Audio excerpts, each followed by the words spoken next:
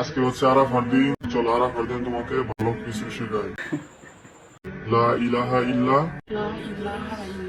ওয়াহদাহু লা শারীকা। মানে কি বলবো ভাই, একে তো হচ্ছে দোয়াটা ভুল পড়ছস, দ্বিতীয়ত হচ্ছে ভাই ইবাদত গোপনে সুন্দর। টিকটকে এইভাবে পাবলিকলি মানুষকে না দেখাইয়া শোক না কইরা তোর বউরে গোপনে ইসলামের যত ইবাদত আছে সবকিছু শিখা।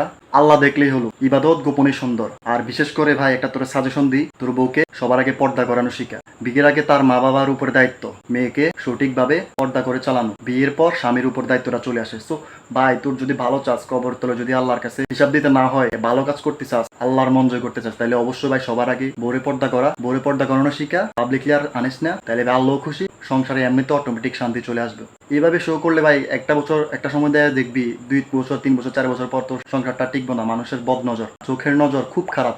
আল্লাহরে ভয় কর, মরার ভয় কর। Minded bro.